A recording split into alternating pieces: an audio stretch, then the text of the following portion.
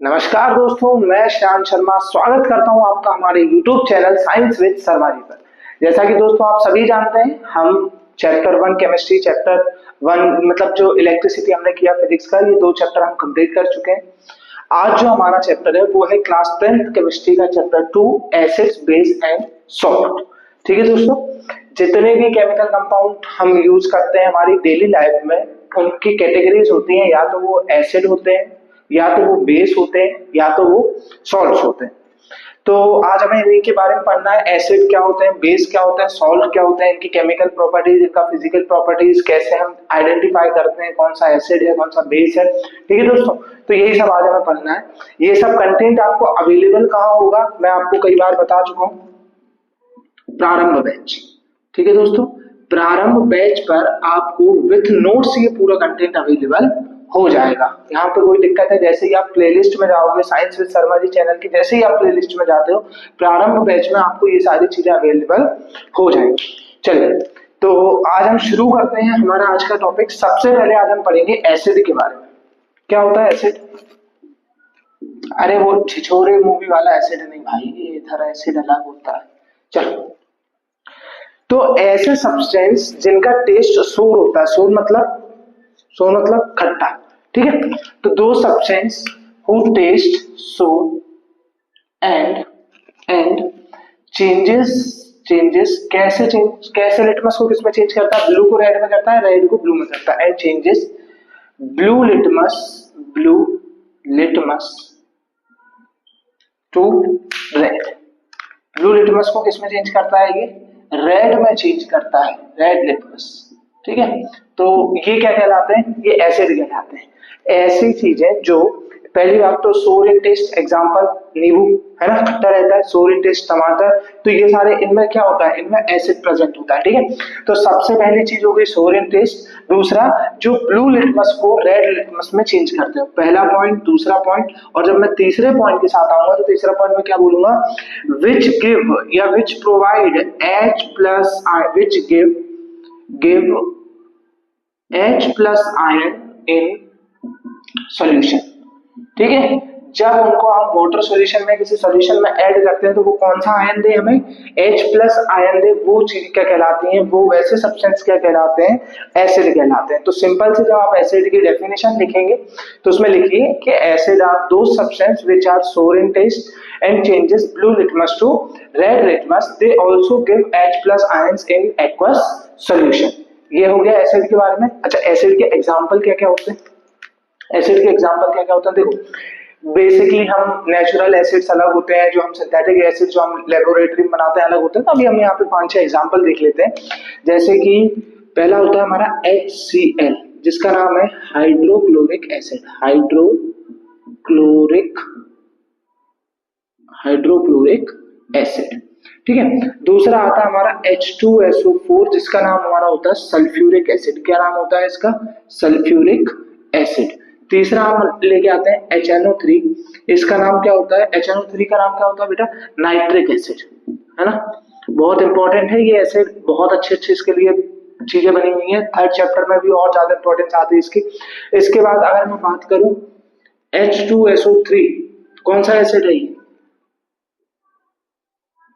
Sulfonate acid. ठीक है, तो ये कुछ एसिड के नाम है। इसके अलावा एसिडिक नेचर और किन किन चीजों का होता है भाई? अगर मैं नेचुरली बात करूं तो टोमेटो हो गया, है ना, विनेगर हो गया, उसके बाद बी स्टिंग या एंट स्टिंग जिसे आप कहते हो, ये चीजें हो गई। इनमें नेचुरल एसिड पाया जाता है। किसमें कौन सा एसिड पाया जाता है आप लोग बताएंगे? टोमेटो में कौन सा एसिड पाया जाता है? अगर मैं बात करूं तो टोमेटो में कौन सा एसिड पाया जाता है? विनेगर में कौन सा एसिड पाया जाता है? लेमन हो गया हमारे पास, लेमन में कौन सा एसिड पाया जाता है? इन चीजों के बारे में अगर आप बताना चाहें तो आप कमेंट में बता सकते हैं। ठीक है, टोमेटो हो गया, लेमन हो गया, विनेगर हो गया, बी हो गया, आंट भी, मतलब ये जो चींटी वगैरह हमें काटती है तो उन्होंने, उनके अंदर भी क्या प्रेजेंट होता है? एसिड प्रेजेंट होता है। ठीक है, तो टोमेटो के अंदर कौन सा एसिड होता है? एक एग्जांपल मुझे बता दीजिए बस। टोमेटो के अंदर बस एक मैं आपको बता रहा हूं, टोमेटो के अंदर कौन सा एसिड होता है? ऑक्सैलिक एसिड होता है। कौन सा एसिड होता है? ऑक्सैलिक एसिड होता है। विनेगर क्या होता है? चाउमीन वाले भैया जो एक पानी सी चीज चाउमीन में डालते हैं चाउमीन बनाते टाइम, वही क्या कहलाता है? विनेगर कहलाता है। इसका नाम होता है एसिटिक एसिड। क्या नाम होता है इसका? Acetic acid. बाकी के दो आपके होमवर्क है, आप कमेंट सेक्शन में बताइए कि चींटी की जो नोक होती है उसमें कौन सा एसिड प्रेजेंट होता है और लेमन मतलब नींबू में कौन सा एसिड प्रेजेंट होता है। तो ये हमारे एसिड की जो नॉर्मल डेफिनेशन थी वो कंप्लीट हो चुकी है। चलिए, तो अब हम आते हैं एसिड की केमिकल प्रॉपर्टीज पे। किसकी केमिकल प्रॉपर्टीज के बारे में बात कर रहा हूं मैं? एसिड की केमिकल प्रॉपर्टीज के बारे में, ठीक है। एसिड की केमिकल प्रॉपर्टी में सबसे पहला आता है रिएक्शन विथ मेटल, ठीक है। तो रिएक्शन विथ मेटल में मैं काम कर सकता हूँ, बता सकता हूँ आपको कि जब किसकी, अच्छा रिएक्शन विथ मेटल किसकी रिएक्शन है? एसिड की रिएक्शन किसके साथ? मेटल के साथ, ठीक है। तो डाइल्यूट एसिड लाइक कौन कौन से? HCl हो गया, H2SO4 हो गया। ये जो एसिड रहते हैं ये एक्टिव मेटल, जैसे जिंक है हमारा, आयरन है, ये जो एक्टिव मेटल होते हैं। तो इसकी डेफिनेशन अगर आप लिखना चाहें तो नॉर्मल से लिख सकते हैं कि when dilute acid such as HCl and H2SO4 reacts with active metal zinc and iron, like zinc and iron, they produce salt and कौन सी गैस निकलती है? आग लगाने वाली बुआजी गैस, ठीक है। कौन सी गैस निकलती है? हाइड्रोजन गैस निकलती है, ठीक है। तो जब मैं Fe की रिएक्शन करवा दूं H2SO4 के साथ तो क्या बनेगा? बताओ भाई। First chapter FeSO4 plus H2, FeSO4 plus H2, ठीक है। Fe क्या होता है? आयरन होता है। H2SO4 सल्फ्यूरिक एसिड, क्या नाम है इसका? Sulphuric acid. ये क्या बन जाएगा? आयरन सल्फेट और ये H2 गैस, ठीक है। H2 gas. और दूसरी रिएक्शन, एक और रिएक्शन देख लेते हैं क्या? Fe हो गया जिंक। अगर मैं बात करता हूँ जिंक प्लस HCl, ZnCl, ठीक है, तो यहाँ बन जाएगा ZnCl2 प्लस H2 और इसको बैलेंस कर दो, यहाँ पर आप 2 लगा दो, ठीक है। तो ZnCl2 प्लस H2 बन गया। यहाँ पर भी जिंक है, ये HCl हाइड्रोक्लोरिक एसिड है, हाइड्रोक्लोरिक एसिड, ठीक है दोस्तों। तो यहाँ पर क्या बना है? जिंक क्लोराइड और ये H2 गैस निकल जाती है। अब सुनो, ये तो ठीक है, ये नॉर्मल है, अगर ये पूछा गया तो ये तो आप बता ही दोगे। इसके अलावा यहीं से कोई क्वेश्चन पूछता है what is the test for this gas evolved, ठीक है। क्या बोला उसने? जैसे मान लो उन्होंने आपको क्वेश्चन दे दिया, क्या element x high in reactivity series reacts with sulfuric acid and form a salt and a gas is evolved, ठीक है। Right test for that gas, मतलब इस गैस के लिए हमें टेस्ट लिखना है, तो इस गैस के लिए हम क्या टेस्ट लिखेंगे? ये जो H2 गैस है इसको कौन से टेस्ट से हम पता कर सकते हैं कि भाई कैसे ये H2 गैस, मतलब हाँ ये जो गैस बन रही है, देखो हमें कलर तो दिखता नहीं है कि मतलब H2 गैस, बहुत सारी गैस हैं जो कलरलेस होती हैं, ऑक्सीजन हुआ, कार्बन डाइऑक्साइड, ये सारी कलरलेस गैसें होती हैं, हाइड्रोजन है, तो इनके हमें एकदम से कलर नहीं दिखते। कुछ गैसेस होती हैं, सल्फर की गैसेस हैं जो येलो कलर की हमें दिख जाती है, अमोनिया गैसेस हैं, ब्राउन कलर के फ्यूम्स हमें दिख जाते हैं, लेकिन ये गैसेस के कलर हमें नहीं दिखते। तो हम कैसे बताएं कि हाँ भाई ये H2 गैस ही है, ये तो कोई दूसरी गैस नहीं है? तो इसके लिए एक टेस्ट होता है जिसका नाम होता है पॉप साउंड टेस्ट। क्या नाम होता है इसका? पॉप साउंड टेस्ट, ठीक है। पॉप साउंड टेस्ट में क्या करते हो आप? क्या आपने FeO प्लस H2SO4 मिलाया, उसमें जो गैस इवॉल्व हुई, जैसे मान लो बीकर के अंदर मैंने सब कुछ मिलाया तो मैंने ऐसे उसके ऊपर हाथ रख लिया, ठीक है। एक बर्निंग मैच स्टिक को जब मैं इसके पास लेके आऊंगा, माचिस की तीली को जला के या मोमबत्ती को जला के जब मैं इसके पास लेके आऊंगा तो एक पॉप साउंड प्रोड्यूस करेगी, ठीक है, एक पॉप साउंड प्रोड्यूस करेगी। इसी को हम क्या कहते हैं? इसी को हम कहते हैं पॉप साउंड टेस्ट। अच्छा, पॉप साउंड क्यों प्रोड्यूस करेगी? क्योंकि ये जो हाइड्रोजन है ये कैसी गैस है बेटा? ये एक इन्फ्लेमेबल गैस है, इन्फ्लेमेबल गैस है, ठीक है। इन्फ्लेमेबल गैस है मतलब बहुत जल्दी आग पकड़ लेती है, ठीक है दोस्तों। तो यहाँ तक की सारी चीजें क्लियर है। Reaction of metal dilute acid के साथ रिएक्ट करते हैं, active metal H2 gas produce करते हैं। H2 गैस के लिए जो आपको टेस्ट बताया गया वो कौन सा टेस्ट है आपके पास? पॉप साउंड टेस्ट है, ये आप नोट कर लीजिए। तो अब जो हमारा अगला टाइप है केमिकल प्रॉपर्टीज में, एसिड की केमिकल प्रॉपर्टीज में, वो आता है रिएक्शन विथ मेटल कार्बोनेट। अभी जो हमने रिएक्शन पढ़ी थी वो हमने सिर्फ मेटल के साथ पढ़ी थी, यहाँ पर अब जो हम रिएक्शन पढ़ेंगे वो मेटल कार्बोनेट। अच्छा, मेटल कार्बोनेट के साथ ही इसमें मेटल हाइड्रोजन कार्बोनेट भी रहता है, ठीक है, मतलब सेम रिएक्शन आएगी, मेटल हाइड्रोजन कार्बोनेट, ठीक है, एक ही रिएक्शन है। अच्छा, ये कार्बोनेट मतलब ये कोई सा एक आध एग्जांपल याद आ रहा है आपको मेटल कार्बोनेट का? चलो मेटल कार्बोनेट का एक आध एग्जांपल बताओ मुझे, एक आध एग्जांपल बताओ। मैंने फर्स्ट चैप्टर में आपको पढ़ाया था why wall appear shinier after some time of white washing, तो वहां पे हमने देखा था कि CaCO3 बन जाता है। क्या बन जाता है? CaCO3। What is CaCO3? बेटा कैल्शियम एक मेटल है, उसका कार्बोनेट जो CaCO3 है ना, तो कैल्शियम एक मेटल है, तो मेटल का कार्बोनेट CaCO3। अगर मैं CaCO3 की रिएक्शन, अगर मैं CaCO3 की रिएक्शन एसिड HCl के साथ करवा देता हूं, क्या रिएक्शन होगी, क्या कंपाउंड बनेगा मेरे पास, सोचो जरा। CaCO3 है, HCl है, क्या मिलेगा मुझे बताओ? CaCl2 मिल जाएगा क्या? CaCl2 मिल जाएगा क्या? आप खुद बताओ, CaCl2 मिलेगा या फिर CaHCO3 मिलेगा, क्या मिल सकता है मुझे बताओ, खुद सोच के बताओ थोड़ा सा, क्या मिलेगा मुझे? भाई नॉर्मल सी चीज है यार, इतना क्यों सोच रहे हो इस रिएक्शन में, क्या मिलेगा मुझे? यहाँ से मुझे मिल जाएगा CaCl2, कैल्शियम की वैलेंसी 1, क्लोरीन की 2, ठीक है, सॉरी क्लोरीन की वैलेंसी 1, कैल्शियम की 2, तो ये क्रॉस क्रॉस से CaCl2 बन गया। प्लस प्लस क्या मिलेगा मुझे? हाइड्रोजन है, वाटर मिल जाएगा H2O प्लस, और क्या मिलेगा भाई? और एक गैस निकलेगी, कौन सी गैस निकलेगी भाई? CO2। कौन सी गैस निकलेगी? CO2। ठीक है, तो अच्छा CaCO3 क्या है? ये कैल्शियम कार्बोनेट, मेटल कार्बोनेट है ये, ठीक है, कैल्शियम कार्बोनेट। कैल्शियम एक मेटल होता है, तो ये मेटल का कार्बोनेट है। मेटल कार्बोनेट की रिएक्शन एसिड के साथ, ये क्या है? Hydrochloric acid. तो आप लोगों को पता है CaCl2 calcium chloride, calcium chloride, ठीक है, वाटर और यहाँ CO2 गैस, ठीक है, इसमें कोई दिक्कत, ये चीज आप समझ रहे होगे। अब सुनो, अगेन जैसा हाइड्रोजन गैस थी कि भाई हाइड्रोजन गैस का कलर नहीं दिखता था, सिमिलरली यहाँ पर CO2 का भी कलर नहीं दिखता है। तो टेस्ट फॉर CO2 में हम क्या पढ़ते हैं? टेस्ट फॉर CO2 में हम पढ़ते हैं lime water test. Test for CO2 में जो हम टेस्ट के बारे में पढ़ते हैं, उस टेस्ट का नाम है लाइम वाटर टेस्ट। क्या नाम है उसका? लाइम वाटर टेस्ट, ठीक है।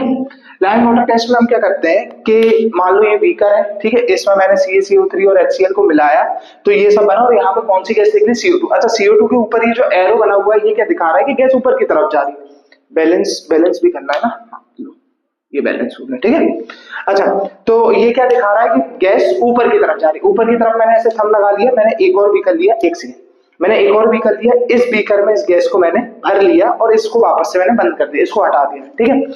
इस बीकर में कौन सी गैस भरी हुई है? CO2, लेकिन मुझे अभी नहीं पता है, तो मैं क्या करूंगा? इसमें से लाइम वाटर पास करूंगा। क्या पास करूंगा? मैं इसमें से लाइम वाटर पास करूंगा। जैसे ही मैं इस गैस में से लाइम वाटर पास करता हूं, मतलब कि एक तरीके से कह सकता हूं लाइम वाटर का फॉर्मूला CaCO3 ही लाइम वाटर का फॉर्मूला होता है, ठीक है। तो जैसे ही मैं इसमें से, मैं एक सेकंड क्या कह रहा हूँ, सॉरी CaCO3 नहीं, मैं लिख देता हूँ आपके लिए, मैं भी कंफ्यूज हो रहा हूँ साथ में। क्या लिख देता हूँ मैं यहाँ पे? लाइम वाटर का सबसे पहले तो फॉर्मूला लिख देता हूँ। लाइम वाटर का फॉर्मूला होता है CaOH होल ट्वाइस। ये सिलेक्ट लाइम होता है, मैं पढ़ा चुका हूँ, थोड़ा सा कंफ्यूजन आ रहा है, ठीक है। तो जो CaOH होल ट्वाइस है, उसको जब मैं, मतलब इसका जो सॉल्यूशन है, इसको जब मैं किसके अंदर से पास करूंगा? इस बीकर के अंदर से पास करूंगा। तो इस बीकर में कौन सी गैस प्रेजेंट है भाई? कौन सी गैस प्रेजेंट है? बोलो CO2। बोल दिया भाई CO2। क्या बनेगा? क्या होगी रिएक्शन? बताओ क्या होगी रिएक्शन? बोलो CaCO3, ठीक है, CaCO3 यही बनेगा, CaCO3 प्लस प्लस क्या बन जाएगा यहाँ पर? H2O, ठीक है। तो जब मैं स्लैग लाइन, ये रहा भाई स्लैग लाइन, स्लैग लाइन या फिर लाइम वाटर, ठीक है, लाइम वाटर एक्वस सॉल्यूशन है ये, स्लैग लाइम का एक्वस सॉल्यूशन क्या कहलाता है? लाइम वाटर, ठीक है। तो लाइम वाटर में ऐसे जैसे ही कार्बन डाइऑक्साइड, मतलब कार्बन डाइऑक्साइड के बीकर में जैसे ही मैंने लाइम वाटर डाला, तो मुझे क्या मिल गया? CaCO3, ठीक है। अब ये जो CaCO3 है, अगर मैं, ये मिल गया, ठीक है, ये कैसे कलर का होता है? इसका कलर होता है मिल्की वाइट। कैसा कलर होता है इसका? Milky white. बेटा एक और इंपॉर्टेंट चीज, इनसॉल्युबल है ये, इनसॉल्युबल है, मतलब पीपीटी बनाता है। क्या बना लेता है? पीपीटी बना लेता है, ठीक है, व्हाइट कलर का रहता है, इनसॉल्युबल रहता है। फिर क्या करा भाई कि चलो ठीक है, हो सकता है कि जैसे ही मैंने CO2 को, मतलब CO2 में से लाइम वाटर को पास करा, तो CaCO3 मिल गया। और क्या कंफर्मेशन है? और ये कंफर्मेशन है कि CaCO3 में से जब मैं एक्सेस अमाउंट में CO2 पास कर देता हूं, ठीक है, मतलब कि मैं रुक ही नहीं रहा हूं, उसमें और ज्यादा CO2 मिला दिया, ये जो बना इसमें और CO2 मिला दिया, तो भाई क्या होगा? फिर क्या होगा? फिर ये बन जाएगा क्या बन जाएगा भाई यहाँ से CaHCO3 होल ट्वाइस, क्या बन जाएगा ये CaHCO3 होल ट्वाइस, जिसका नाम होता है calcium hydrogen carbonate, calcium hydrogen carbonate. ठीक है, अच्छा ये कैल्शियम हाइड्रोजन कार्बोनेट ये किस कलर का होता है, देखो CaCO3 तो मिल्की व्हाइट कलर का था, इनसोल्यूबल था, अब ये वापस से सोल्यूबल है और ये कलरलेस होता है। इसका मतलब when we pass lime water या when we pass CO2 through lime water then it turns milky if we pass CO2 in excess, if we pass excess, ठीक है, if we pass CO2 in excess amount from that solution then the white color again disappears and we get a colorless solution of calcium hydrogen carbonate CaHCO3। ठीक है, यहां तक की सारी चीजें clear है, आप इसको एक बार लिख लीजिए, इंपॉर्टेंट है बेटा ये, test for CO2 test for H2O दोनों चीजें इंपॉर्टेंट है। चलिए तो अब हमारे पास आता है एसिड की रिएक्शन मेटल ऑक्साइड के साथ। ठीक है, एसिड की रिएक्शन मेटल ऑक्साइड के साथ अगर मैं बात करूं तो मैं सिंपल सा कहना चाहूंगा, देखो सबसे पहले तो एसिड है तो एसिड के साथ एसिड खुद तो रिएक्ट कर नहीं पाएगा, तो एसिड के साथ मुझे रिएक्ट करवाने के लिए कोई ऐसा सब्सटेंस लाना होगा जिसका नेचर बेसिक हो। ठीक है, तो यहाँ पर जब मैं मेटल ऑक्साइड की बात करता हूँ और नॉन मेटल ऑक्साइड की बात करता हूँ, metal oxide non metal oxide, ठीक है, क्या होता है ये नॉन मेटल ऑक्साइड, जरा बताइए। एसिड रेन कौन सा, एसिड रेन किसकी वजह से होती है, आप लोगों ने पढ़ा होगा एसिड रेन किसकी वजह से होती है। एसिड रेन भाई मेरे को किसी ने बताया कि सल्फर डाइऑक्साइड SO2 की वजह से होती है। ठीक है, कार्बन डाइऑक्साइड CO2 है ना। अच्छा मेटल ऑक्साइड क्या होंगे, पोटेशियम ऑक्साइड हो गया, Na2O हो गया, ठीक है, K2O हो गया, Na2O हो गया, ये सब क्या है, CuO हो गया, ये सब क्या है, ये मेटल ऑक्साइड है। ठीक है, ये सब क्या है, मेटल ऑक्साइड। नॉन मेटल में मैं आता हूँ, SO2 हो गया, CO2 हो गया, ये सब क्या है, नॉन मेटल ऑक्साइड। अच्छा एसिड रिंग अगर SO2 की वजह से होती है तो SO2 एसिडिक नेचर का होना चाहिए, CO2 एसिडिक नेचर का होना चाहिए। भाई एसिड रिंग कैसे हो रही है, SO2 की वजह से, तो ये एसिडिक नेचर का होना चाहिए। इसका मतलब अगर non metal oxide acidic nature के होते हैं तो मेटल ऑक्साइड किस नेचर के होते हैं बेटा, बेसिक नेचर के होते हैं। किस नेचर के होते हैं, बेसिक नेचर के होते हैं। तो अगर जो रिएक्शन बेस की एसिड के साथ होती है वही रिएक्शन मेटल ऑक्साइड की भी एसिड के साथ होती है, क्या प्रोड्यूस करते हैं, ये सॉल्ट एंड वाटर डस्टर। ये आप देख लीजिए मेटल ऑक्साइड, इनमें से हम एक का किसी का एग्जांपल ले लेते हैं। जैसे मैं एग्जांपल ले लेता हूँ CuO का, किसका एग्जांपल ले लेता हूँ, CuO की रिएक्शन मैं करवा देता हूँ HCl के साथ, तो मुझे क्या मिलेगा, CuCl2 प्लस H2। ठीक है, ये क्या है, क्या है ये, कॉपर क्लोराइड जो कि सॉल्ट है और ये वाटर बन गया। ठीक है, Cu क्या है, कॉपर ऑक्साइड है, ये कॉपर ऑक्साइड। ठीक है, तो मैं सिंपल सा लिख सकता हूँ, बैलेंस करने की, हाँ बैलेंस करने की जरूरत है। मैं सिंपल सा क्या लिख सकता हूँ कि जब मेटल ऑक्साइड किस नेचर के होते हैं, ये बेसिक नेचर के होते हैं, बेसिक नेचर के होते हैं। जब मेटल ऑक्साइड एसिड के साथ रिएक्ट करते हैं तो वो क्या बनाते हैं, सॉल्ट प्लस वाटर। ठीक है दोस्तों, इतनी सारी चीजें क्लियर है, यहाँ तक कोई समस्या नहीं होगी आपको। तो ये जितना भी अभी हमने पढ़ा, ये हमने एसिड के बारे में सारी चीजें पढ़ ली हैं। यहाँ तक हमारा जो एसिड का पार्ट था वो कंप्लीट हो गया। इसके बाद हमें बेस पढ़ना है, बेस के बाद लिटमस पढ़ेंगे, लिटमस के बाद पीएच के बारे में पढ़ना है, पीएच जब हम पढ़ लेंगे उसके बाद हमारा सॉल्ट आएगा जो कि इंपॉर्टेंट टॉपिक रहने वाला है। ठीक है दोस्तों, तो यहाँ आज की क्लास हम यही समाप्त करते हैं। आज भारत ने एक बहुत बड़े बहुत महान व्यक्ति को खोया है, श्री रतन टाटा जी अब हमारे साथ नहीं रहे, भगवान उनकी आत्मा को शांति दे, वो जहां भी हों खुश रहे। उन्होंने देश की निस्वार्थ सेवा की, हम सभी उनको सही दिल से उनकी इज्जत करते हैं। पूरा दान समर्पण जो उन्होंने इस देश के लिए किया है, काफी महत्वपूर्ण योगदान रहा है उनका इस देश के लिए। ठीक है दोस्तों, चलिए तो आज की क्लास को हम यही समाप्त करते हैं। आप लोग भी ध्यान रखें, अपना अपना एग्जाम नजदीक आते जा रहे हैं तो उस तरीके से अपनी प्रिपरेशन को साथ में चलाते रहें।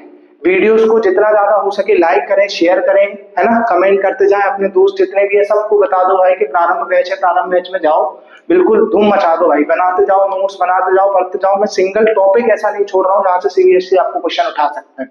ठीक है दोस्तों, तो आज के लिए इतना ही। स्वस्थ रहें, सुरक्षित रहें, अपना ध्यान रखें। जय हिंद, जय भारत।